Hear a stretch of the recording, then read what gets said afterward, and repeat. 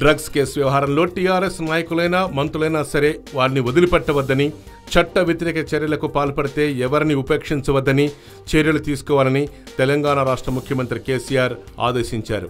Excise police అధికారులతో కేసీఆర్ సుమారు 3 గంటల పాటు భేటీ అయ్యారు. డ్రగ్స్ కేసు దర్యాప్తులో దూకుడు పెంచాలని, అధికార పార్టీకి చెందిన నాయకులు మంత్రులకు ఈ వ్యవహారంతో గనక సంబంధాలు ఉంటే తక్షణం చర్యలు తీసుకోవాలని కూడా అధికారులను కేసీఆర్ ఆదేశించారు. హైదరాబాద్లో డ్రగ్స్ వాడకం దందా ఎప్పటి నుంచో ఉన్నాయని, దీన్ని పూర్తిగా రూపుమాపేందుకు అధికారులు కృషి చేయాలని, హైదరాబాద్ను డ్రగ్ ఫ్రీ సిటీగా మార్చాలని, ఈ నగరం బ్రాండ్ ఇమేజ్ ను కాపాడాలని కేసీఆర్ సూచించారు. హైదరాబాద్లో డ్రగ్స్ అరాచకం అంతం కావాలని ఎక్సైజ్ శాఖ డైరెక్టర్ అకున్ సబర్వాల్ ను సెలవుపై వెళ్లొద్దని తానే సూచించారని, కేసు పూర్వాపరాలు వెలికి తీయాలని కూడా ఆదేశించినట్లు కేసీఆర్ అన్నారు.